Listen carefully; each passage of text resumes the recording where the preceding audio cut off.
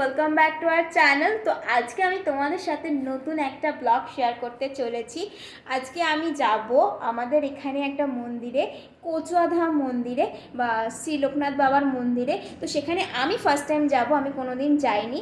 তো আমার সাথে আরও কিছুজন যাবে, আমার পাড়া প্রতিবেশী, সবাই মিলে যাব এবং মজা করবো আর তোমাদের সাথে শেয়ার করবো সেখানে কী কী হয়। তো পুরো ভিডিওটা শেষ পর্যন্ত দেখতে থাকো, একদম স্কিপ করো না।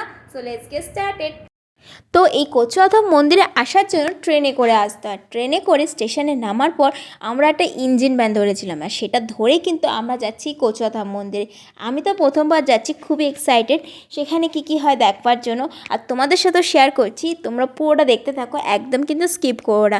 আমরা সবাই মিলে মজা করতে করতে যাচ্ছিলাম। আর এখানে দেখো আমরা পৌঁছে গেছি কচুয়াধাম মন্দিরে। সেদিনকে খুবই রোদ্দুর ছিল আর গরমও ছিল। এই গরমের মধ্যেও আমরা গিয়েছিলাম, কারণ আমরা ঠিক করেছিলাম যাবো তো যাবোই।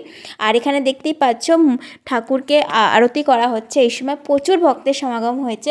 মন্দিরটা খুবই সুন্দর, সবাই মিলে আরতি করছে, পূজা অর্চনা করছে ঠাকুরকে। দেখো এখান থেকে তোমরা দর্শন করো। আর কারা কারা এখানে গিয়েছো তারা কমেন্ট করে জানো এই মন্দিরে, কারণ এটা খুবই বিখ্যাত একটা মন্দির, অনেকেই গিয়েছে। আমি তো ফার্স্ট টাইম গেলাম, তোমরা আগে কারা কারা গেছো জানাতে ভুলো না। আর এখানে দেখো পূজা অর্চনা চলছে। আর তারপরে এই মন্দিরটা কিন্তু বেশ বড়ই আছে, চারপাশে আরও অনেক কিছু আছে যেটা তোমাদেরকে আমি ঘুরে ঘুরে দেখাবো। এখানে দেখতে পাচ্ছ আরেকটা লোকনাথ বাবার মূর্তি।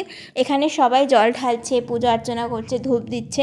আমরাও এখানে ঠাকুরকে মাথায় একটু জল ঢেলেছিলাম, এখানে পুজো দিয়েছিলাম। আর তারপরে দেখতেই পাবে আমি দেখো এখানে বসে আছি, আর বসে নিজেকে একটু দেখাচ্ছি, কারণ প্রচণ্ড গরম, বেশি একটা দেখাতে পারিনি নিজেকে, গরমে পাগল হয়ে গিয়েছিলাম। তো এখানে দেখো এই বাচ্চারা বৃষ্টিকিয়া, ওদেরকেও বললাম যে চল ক্যামেরার দিকে একটু তাকা, হাই করে দে। ওরাও একটু হাই করে দিল, ওরা নিজেরা ফোন দেখতে ব্যস্ত ছিল। তারপরে দেখো আমরা যারা যারা গিয়েছিলাম সবাই এখানে বসে আছি, একসাথে বসে একটু রেস্ট নিচ্ছি, কারণ এরপরে ঠাকুরের ভোগ খাওয়া হবে। ভোগ খাওয়ার জন্য আমরা কুপন কেটেছিলাম, তো সেখান থেকে আমরা পার্সেলের সিস্টেম করেছিলাম। এখানে পার্সেলেরও সিস্টেম আছে, আর তোমরা বসেও খেতে পারো ভোগ। আর এই দেখো ভোগ এসে গেছে। ভোগের মধ্যে ছিল খুবই টেস্টি পোলাও, আলুর দম এবং আরেকটা সোয়াবিনের তরকারি দিয়েছিল এবং পায়েস দিয়েছিল। খাবারগুলো এতটাই টেস্টি ছিল, মানে বলার মতো না। ঠাকুরের প্রসাদ এমনি টেস্টি, আর এখানে খাবারগুলো সত্যি সুন্দর ছিল। আর আমার মা কিন্তু খেয়ে বলেছে খুবই ভালো হয়েছে।